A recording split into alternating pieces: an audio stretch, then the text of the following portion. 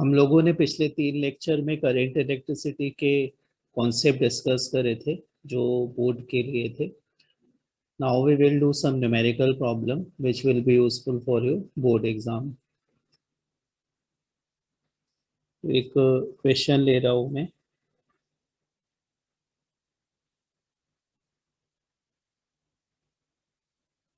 Question कुछ ऐसा है. Draw graph showing variation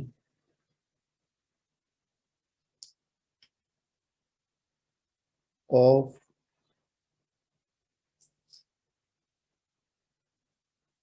resistivity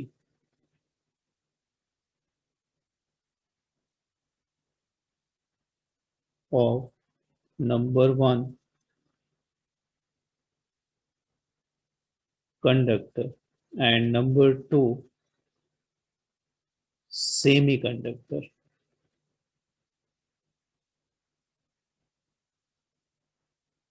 with increase in temperature.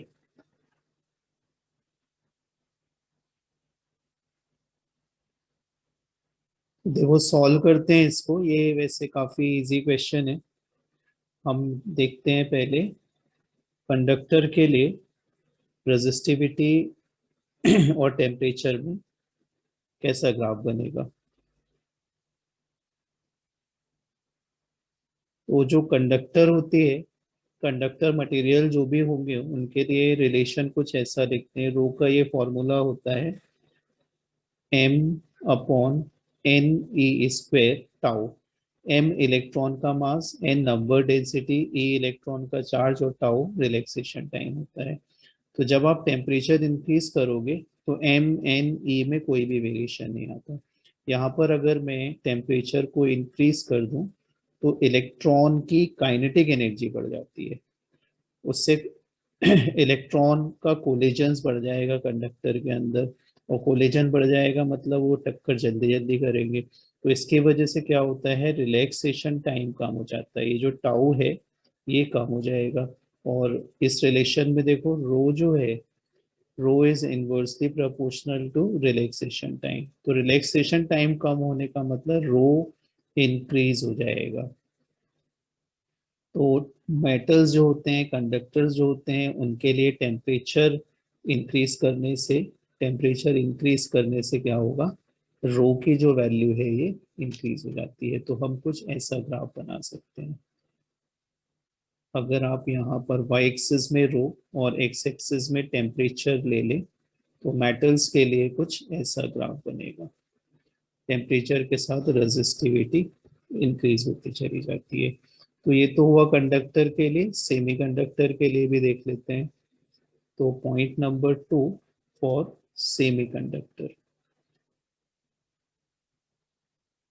Semiconductor जैसे सिलिकॉन और जर्मेनियम.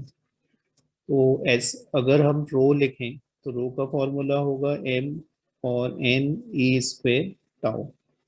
तो हमने सेमीकंडक्टर का जब आप टेम्परेचर इंक्रीज करते हो तो ये जो टाउ है ये तो ठीक है डिक्रीज होगा रिलैक्सेशन टाइम, लेकिन टेम्परेचर के इंक्रीज करने पे सेमीकंडक्टर के अंदर चार्ज कैरियर बहुत बढ़ जाते हैं. सेमीकंडक्टर के अंदर 2 टाइप के चार्ज कैरियर होते हैं, होल और इलेक्ट्रॉन. और टेम्परेचर इंक्रीज करने से होल्स और इलेक्ट्रॉन बढ़ जाते हैं, और चार्ज कैरियर बढ़ने से एन की वैल्यू ज़्यादा हो जाती है. तो देखो डिनोमिनेटर में एन और टाउ आ रहा है. टेम्परेचर का इन दोनों के ऊपर इफेक्ट पड़ता है अगर हम सेमीकंडक्टर की बात करें. तो टाउ कम होगा और एन ज्यादा होगा, लेकिन जो इनका रिजल्टेंट इफेक्ट आता है, देखो एन जो है इसमें चेंज या इंक्रीमेंट ज्यादा होता है, और टाउ की वैल्यू कम तो होती है लेकिन एन के बढ़ने के कंपेयर में इसमें जो डिक्रीमेंट होगा, डिक्रीज होगा, ये कम होगा. तो फाइनली जो ओवरऑल इफेक्ट आता है वो नीचे का एन और टाउ का जो प्रोडक्ट है, एन और टाउ का प्रोडक्ट है, एन कम हो रहा है एन्स बढ़ रहा है, टाउ कम हो रहा है, रिजल्टेंट इफेक्ट से ये जो रिलेशन है ये पूरा इंक्रीज हो जाता है डिनोमिनेटर, और ये इंक्रीज होने से रो की वैल्यू इसके लिए क्या होगी, डिक्रीज हो जाती है। तो सेमीकंडक्टर के लिए हम बात करें अगर रो और टेम्परेचर के बीच के ग्राफ का, तो टेम्परेचर आप जितना इंक्रीज करोगे एन और टाउ का प्रोडक्ट उतना इंक्रीज होता जाएगा, रो कम होता जाएगा। तो इसके लिए हम कुछ ऐसे ग्राफ बनाते हैं। ये तो ये दोनों ग्राफ हो गए यहाँ पर। फिर क्वेश्चन नंबर 2, एक सर्किट सॉल्व करते हैं हम लोग। क्वेश्चन है find net resistance between A and B. A और बी के बीच में टोटल रेजिस्टेंस फाइंड करना है, और हमें सर्किट के वैल्यू, सर्किट कुछ ऐसा दिया हुआ है।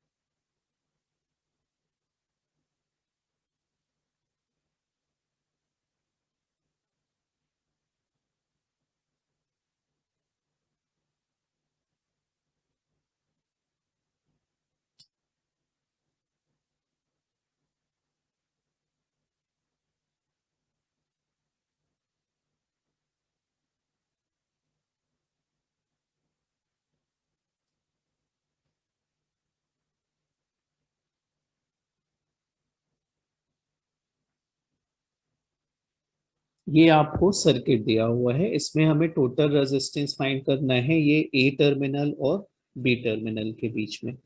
तो इसके लिए आपको इसका एक सिंप्लीफाइड सर्किट ड्रॉ करना होगा।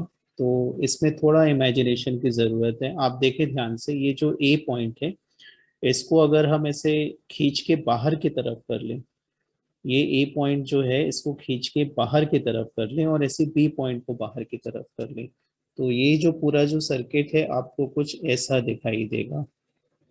आपको ये सर्किट देखो, ये मैंने सी और डी बना लिया। यहाँ पे जो रेजिस्टेंस लगा है वो लगा दो, आर। ये जो ए पॉइंट है ये खींच के ऊपर की तरफ कर दिए, तो ये एफ पॉइंट होगा और इसी से जुड़ा हुआ ए पॉइंट होगा। अब देखें आप, एफ और सी के बीच में आर रेजिस्टेंस लगा है, तो ये एफ और सी को मैं ज्वाइन कर दे रहा हूँ और ये आर रेजिस्टेंस लगा दिए। और ऐसे ही ये सी पॉइंट है और ये ई पॉइंट है, ये सी पॉइंट है और यहाँ पर आप ई पॉइंट ले लें, इसके बीच में भी आर रेजिस्टेंस लगा हुआ है। और बी पॉइंट को आप ऐसे बाहर की तरफ बना लें। ई और डी के बीच में भी आर लगा हुआ है, तो यहाँ भी हम एक लगा दे रहे हैं और ये रेजिस्टेंस आर हो गया।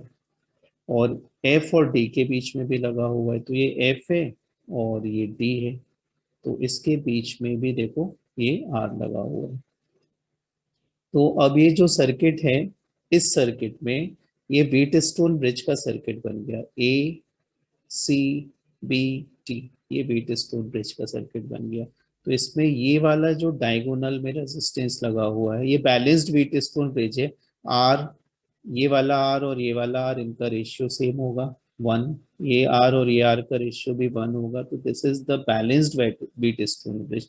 तो इसमें इस रेजिस्टेंस का कोई इफेक्ट नहीं आएगा। तो जब इसका कोई इफेक्ट नहीं आएगा तो ये सर्किट कुछ ऐसा बनेगा। देखें, ये आपका ए पॉइंट है या, और ये इसके सामने बी पॉइंट है, तो ये आर और ये वाले, ये वाला आर और ये वाला आर ये सीरीज में आ जाएंगे दोनों।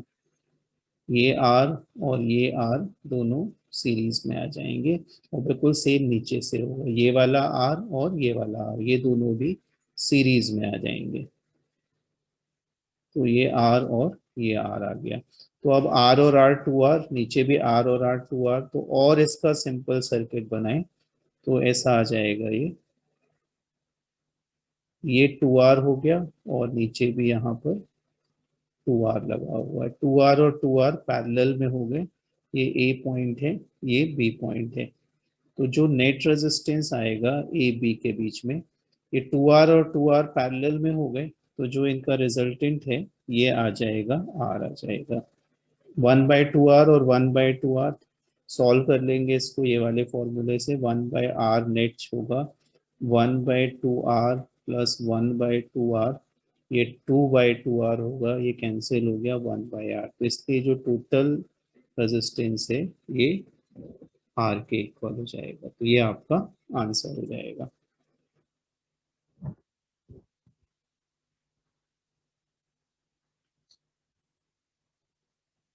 नेक्स्ट क्वेश्चन करते हैं, third. Find net resistance of network. एक नेटवर्क दे रहा हूं मैं, उसका टोटल रेजिस्टेंस फाइंड करना है। तो नेटवर्क कुछ ऐसा है, एक क्यूब बना हुआ है वायर के फ्रेम का,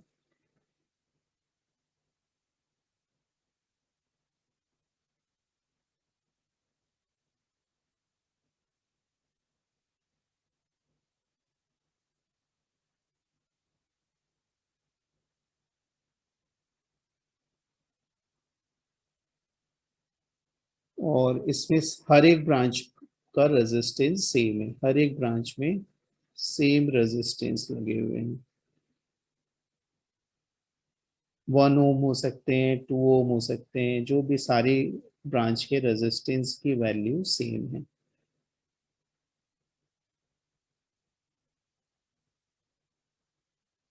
और जो टर्मिनल्स हैं हमारे वो ये हैं, ये ए पॉइंट है और ये वाला बी पॉइंट है। जितनी भी ब्रांचेज हैं सबका रेजिस्टेंस सेम है, हमने सबको आर कंसीडर कर लिया। हर एक ब्रांच का रेजिस्टेंस सेम है और आर है। आपको टोटल रेजिस्टेंस ए और बी के बीच में फाइंड करना है, ए टर्मिनल और बी टर्मिनल के बीच में। तो ऐसे क्वेश्चन को आप किरचॉफ लॉ का यूज करके काफी आसानी से कर सकते हो। अब यूज हम देखो कैसे करेंगे। किरचॉफ लॉ के लिए आपको एक क्लोज लूप की जरूरत पड़ती है, तो हम थोड़ा सा इसमें कंस्ट्रक्शन अपनी तरफ से कर रहे हैं। देखो क्या कंस्ट्रक्शन कर रहे हैं, ये जो ए पॉइंट है इससे हमने एक बैटरी कनेक्ट कर ली है, हम खुद से ही कर ले रहे हैं। और इस बैटरी का कुछ वोल्टेज होगा जिसको हमने बी बोल दिया, ये हमने इसको बी से कनेक्ट कर दिया। अब देखो ये जो बैटरी है ये सर्किट में कुछ करंट सप्लाई कर रही होगी, जो भी करंट, सपोज इसने आई करंट सप्लाई किया, तो आई करंट पूरे रेजिस्टेंस के नेटवर्क में डिवाइड होता हुआ फाइनली बी पॉइंट से बाहर आ जाएगा आई करंट। जितना करंट निकालेंगे उतना करंट बैटरी को वापस कर देना है। तो अब आई करंट को अंदर डिस्ट्रीब्यूट करना है, तो सिंप्लिसिटी के लिए मैं इस आई को मैं 6i कंसीडर कर दे रहा हूँ, क्योंकि आगे देखो जाके यहाँ से 3 ब्रांचेज हो गई हैं, यहाँ भी आर लगा होगा। तो ये 3 ब्रांचेज है और तीनों में सेम रेजिस्टेंस है, तो 6i करंट को डिवाइड कर दो। तो 6i करंट डिवाइड हुआ तो यहाँ 2i, इस ब्रांच में 2i जाएगा और इस ब्रांच में भी 2i जाएगा। अब मान लो मैं ये वाली ब्रांच लेता हूँ, तो इस पॉइंट पर आके देखो करंट फिर डिवाइड हो जाएगा, इस ब्रांच में और इस ब्रांच में आई और आई करंट जाएगा। ऐसे ये जो मिडिल वाली ब्रांच में जा रहा है 2i करंट, ये भी डिवाइड होगा, ऊपर जाएगा आई करंट और इस ब्रांच में भी जाएगा आई करंट। ऐसे ये वाला जो 2i करंट है इस पॉइंट पर आके डिवाइड हो जाएगा, ऊपर जाएगा आई करंट और यहाँ भी जाएगा आई करंट। अगर हम इस पॉइंट को देखें तो इस पॉइंट पे यहाँ से देखो आई करंट आ रहा है और यहाँ से भी आई करंट आ रहा है, तो इस पॉइंट पर दोनों मीट करेंगे और टोटल जो आगे करंट जाएगा वो 2i हो जाएगा। ऐसे आप इस पॉइंट को देखिए, इस पॉइंट पे इस ब्रांच से आई करंट आ रहा है, नीचे से भी आई करंट आ रहा है, तो ये जंक्शन पॉइंट हो गया, आगे टोटल करंट बन जाएगा 2i। ऐसे यहाँ पर देख सकते हैं, ये वाले पॉइंट के लिए यहाँ से आई करंट आ रहा है, यहाँ से आई करंट जा रहा है, तो आगे जाके ये 2i बन जाएगा। अब इस पॉइंट को देख लो, यहाँ से 2i करंट, ये 2i करंट और ये 2i करंट, तो टोटल मिलके यहाँ पे वापस ये कितना हो जाएगा 6i, और ये बैटरी के नेगेटिव टर्मिनल में आ गया। तो ऐसा हमने खुद से एक बैटरी लगा के पूरे नेटवर्क में करंट डिवाइड कर दिया। अब मैं यहाँ पे अप्लाई करने वाला हूँ किरचॉफ वोल्टेज लॉ, और ये होता है किसी क्लोज सर्किट के लिए जितने भी पोटेंशियल डिफरेंस होंगे उनका एल्जेब्रिक सम 0 हो जाएगा। तो देखो जी, यहाँ से बैटरी से ये 6i करंट गया। मेरा नेटवर्क कुछ ऐसा रहेगा, ये मैं x पॉइंट कंसीडर कर ले रहा हूँ, इसको y, इसको z, ये आपका b पॉइंट है, और ऐसे घूम के हम ऐसे घूमेंगे नेटवर्क में। यहाँ नाम लिख दे रहा हूँ, नेटवर्क जो होगा या लूप जो होगा आपका ऐसा ले रहा हूँ मैं। x, ये x से स्टार्ट करूंगा, फिर y, फिर z, फिर b, और वापस घूमते हुए x पे आ जाऊंगा। इसके लिए मैं अप्लाई कर रहा हूँ summation delta v is equal to 0। Summation delta v is equal to 0। तो देखें, मैं x से आगे बढ़ता हूँ तो करंट 2i है, रेजिस्टेंस r है, तो इसके अक्रॉस पोटेंशियल डिफरेंस लिख दो। तो इसके अक्रॉस पोटेंशियल डिफरेंस होगा करंट इंटू रेजिस्टेंस से लिखेंगे 2ir। फिर आगे जा गए आप, y से z में जाएंगे तो करंट i है, रेजिस्टेंस r है, तो पोटेंशियल डिफरेंस हो जाएगा ir। z से b में 2i करंट है, रेजिस्टेंस r है, तो फिर से आएगा आपके पास 2i इंटू आर। फिर यहाँ से आप b से आगे मूव करते हुए जाएंगे, बैटरी मिलेगी, और जब मूव कर रहे हैं तो पहले हमें नेगेटिव टर्मिनल मिल रहा है, तो उसका potential difference minus v is equal to 0। थोड़ा सिंप्लीफाई कर लें, 2ir, ir और 2ir, तो ये हो जाएगा 5ir, और v की साइड बदल दो, 5ir इज इक्वल टू, अब देखो v मतलब क्या, ये जो भी नेटवर्क है इसका कुछ टोटल रेजिस्टेंस होगा, और जो भी टोटल रेजिस्टेंस होगा पूरे नेटवर्क का, उसको मैंने ये पूरे नेटवर्क के रेजिस्टेंस को आर नेट बोल दिया। ये हमारा ए पॉइंट है और ये बी पॉइंट है, इसके बीच में आपने एक बैटरी लगाई थी 20 वोल्ट की, और इससे करंट कितना निकाला था हमने 6i, और यहाँ पे 6i आया था। तो इसके लिए मैं ओम्स लॉ से पोटेंशियल डिफरेंस लिखूं, तो पोटेंशियल डिफरेंस होता है v is equal to I R. तो I मतलब यहाँ पे कितना हो जाएगा 6i, और R मतलब टोटल R, तो वो नेट हो जाएगा। तो यहाँ से I और I कैंसिल हो गया, और इस सर्किट का टोटल रेजिस्टेंस मिलता है R net is equal to 5R/6, और ये हमारे क्वेश्चन का आंसर हो जाएगा। This will be your answer.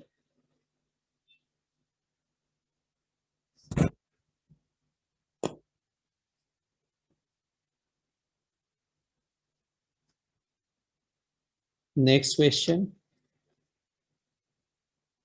Find current in the circuit।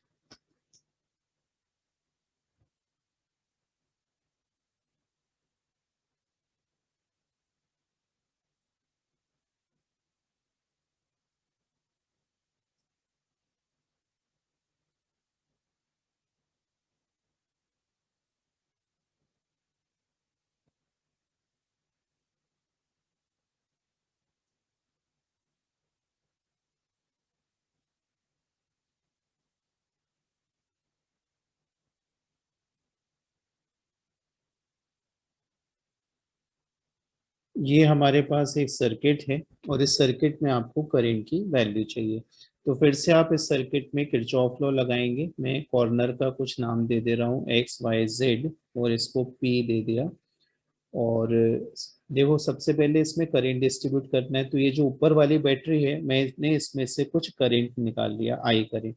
I current आगे जाएगा, इस पाथ में जा रहा है, ये बैटरी है, आगे आप आई करंट ले जाओ, और R2 को क्रॉस करेगा, Z से Y में जाएगा करंट, फिर R1 को क्रॉस करेगा I करंट, और ऐसे 2 वोल्ट बैटरी से I करंट निकाला था, इसको हमने I करंट वापस भी कर दिया। अब किरचॉफ लॉ अप्लाई कर दो। तो किरचॉफ लॉ अप्लाई करने के लिए आपको क्लोज लूप लेना है, तो मेरा क्लोज लूप है, closed loop X P Z Y X, कैसे भी घूम सकते हैं आप, X P Z Y X या X Y Z P X, ऐसे कैसे भी चलेगा। तो X P Z Y X, ये मेरा क्लोज लूप हो गया। इसमें के वी एल अप्लाई करना है। के वी एल क्या हुआ, summation delta V is equal to zero. अब अप्लाई कैसे करना है वो ध्यान से देखें। एक्स से पी में गया में कोई एलिमेंट नहीं है। पी से जब आगे बढ़ेंगे, सॉरी इसका मैंने वोल्टेज नहीं दिया, इसका भी वोल्टेज 2 वोल्ट है, तो सेल मिला मुझे। सेल का पोटेंशियल डिफरेंस लिखना है, तो पोटेंशियल डिफरेंस 2 वोल्ट है, और जो पहले टर्मिनल का साइन है वो ले लो। तो पहले टर्मिनल का साइन माइनस है, तो -2 हो गया। आगे बढ़े हम, करंट आई है और रेजिस्टेंस R2 है, और इसमें करंट लेफ्ट से राइट की तरफ फ्लो हो रहा है। लेफ्ट वाला हायर पोटेंशियल पे होगा, राइट वाला है लोअर पे। तो आपको पहले टर्मिनल का साइन लेना है, तो I इंटू R2 हो जाएगा, साइन पॉजिटिव ले लो। फिर Z से Y में जाएंगे, कुछ नहीं है। Y से आगे बढ़ो, रेजिस्टेंस R1 है, करंट I है, और ये वाला साइन प्लस देंगे और ये वाला साइन माइनस। तो I into R1 plus sign के साथ, I इंटू R1, और आगे बढ़े तो ये आपको मिल गया माइनस। ये वाला मुझे मिल गया माइनस, तो ये -2 हो गया। और फिर मूव करके कहाँ पर आ गए आप, एक्स में आ गए, तो ये इक्वल टू कितना हो जाएगा, 0।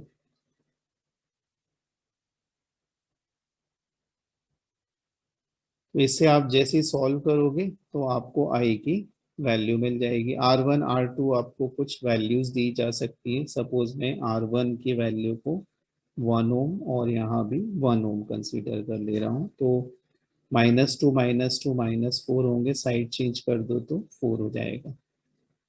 और आई बाहर हो गया, R1 R2 दोनों 1 और 1 हो जाएंगे, तो 2I = 4 या I = 4/2, तो ये आ जाएगा आपका 2 एम्पियर।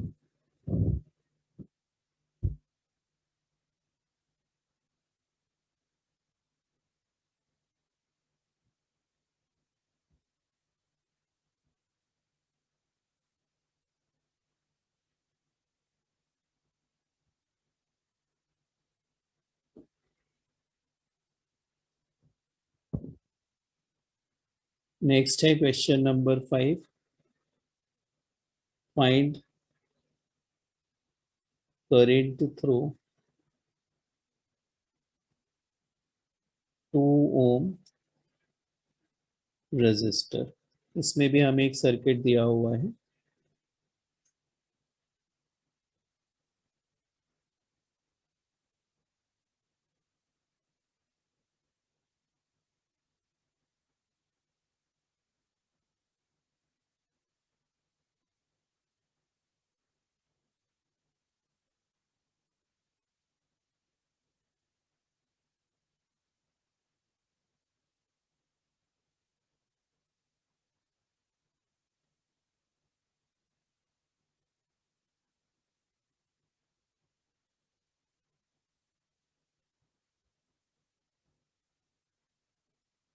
तो ये वाला जो रेजिस्टर है 2 ओम वाला, इसमें आपको करंट की वैल्यू फाइंड करनी है। तो ध्यान से देखें, इसमें हम पहले करंट को डिस्ट्रीब्यूट करेंगे। सपोज ये 10 वोल्ट बैटरी है, इसमें से मैंने कुछ I1 करंट निकाला, तो ये I1 करंट 5 ओम रेजिस्टर को क्रॉस करेगा और इस पॉइंट पर आएगा। लेकिन इस पॉइंट पर आके I1 करंट जो है ये 2 ओम को क्रॉस नहीं करेगा, ये वापस 10 वोल्ट की बैटरी में चला जाएगा। ऐसा इसलिए होगा क्योंकि आप किसी बैटरी से जितना करंट निकालोगे उतना उसको वापस भी देना पड़ेगा। ये आपका एक क्लोज्ड लूप बन जाएगा। और ऐसे राइट साइड में 20 वोल्ट की बैटरी से कुछ I2 करंट निकालो तो ये ऐसा मूव करेगा, और जब इस पॉइंट पर आएगा तो वापस मुझे इतना देना भी पड़ेगा, तो ये I2 करंट पूरा इस बैटरी में चला जाएगा। तो हम ये वाले को लूप 2 बोल दे रहे हैं। तो आप लूप 1 में किरचॉफ लॉ लगाओगे तो I1 कैलकुलेट कर सकते हो, लूप 2 में लगाओगे किरचॉफ लॉ सेकेंड लॉ तो आप I2 कैलकुलेट, लेकिन इसमें नहीं करना है, इस 2 ओम में करना है। तो इस 2 ओम में तो सर्किट के अरेंजमेंट से ही दिखाई दे रहा है कि कोई करंट नहीं होगा। तो हम ऐसा बोल सकते हैं, current in 2 ohm resistor is 0। ये आपका आंसर है।